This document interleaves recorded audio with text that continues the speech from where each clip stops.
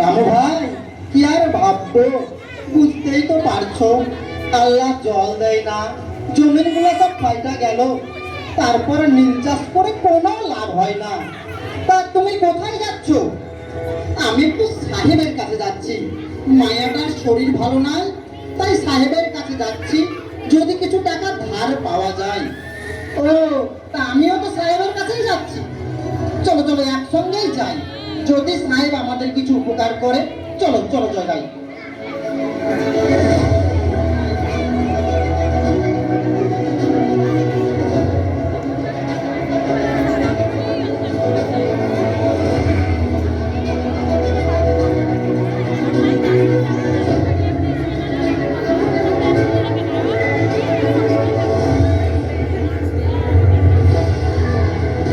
প্রণাম হুজুর।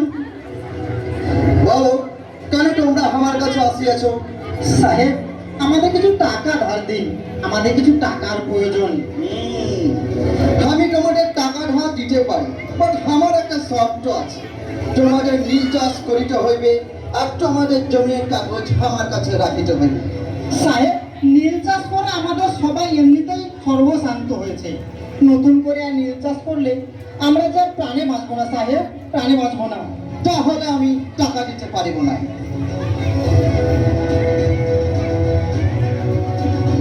ঠিক আছে সাহেব, আমাদের এখন টাকার খুব দরকার, এই নিন আমাদের সব জমির দলিল।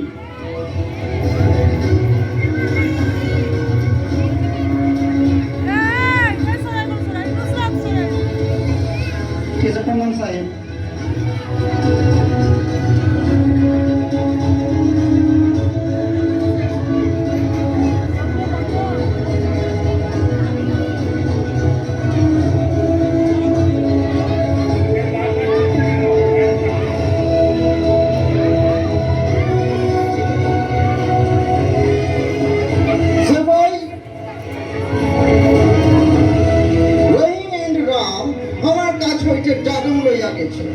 কিন্তু নীল চাষ করে আমাকে কোনো টাকা জমা দেয় না, তুমি ওদের আমার কাছে লে আসো।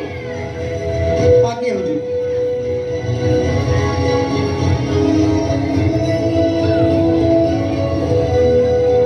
ইউ ব্লাডি ইন্ডিয়ান, তোমরা কেন আমার সঙ্গে চালাকি করিয়াছো? না সাহেব, আমরা কোনো চালাকি করিনি, নীল চাষ করে আমাদের অনেক ক্ষতি হয়ে গেছে, তাই আমরা আপনার টাকা শোধ করতে পারিনি সাহেব। আমাদের ঘরের যা জিনিসপত্র ছিল সব বিক্রি করে আপনার পুরো টাকা হয়, আপনার টাকা আমরা সামান্য নিয়ে এসেছি। এই সামান্য টাকাতে কি হয়েছে? এই 2 বছরে তোমাদের টাকা সুদে বেড়ে 7 গুণ হয়েছে। হুজুর, বৃষ্টি হয় না, ফসল ভালো হয়নি, কত সুদ হুজুর কি করে দেব? আপনি আমাদের অন্নদাতা হুজুর, হুজুর মাফ করুন, আপনি আমাদের অন্নদাতা হুজুর, হুজুর মাফ করুন। আমি কোনো কথা শুনিতে চাই নাই, তোমরা দাদন লইয়াছ, হয় আমার টাকা সুদ সহ মেটাইয়া দাও, নাহলে আমি তোমাদের জমি নিয়ে নেব। হুজুর, হুজুর মাফ করে দিন, হুজুর ক্ষমা করে দিন হুজুর, আমি সবাইকে না খেতে পেয়ে মারা যাবো হুজুর, ওই সামান্য জমি আমাদের হুজুর, সেবাই হুজুর, হুজুর ওদের লাঠি মারতে মারতে ক্ষমা করে দিন হুজুর।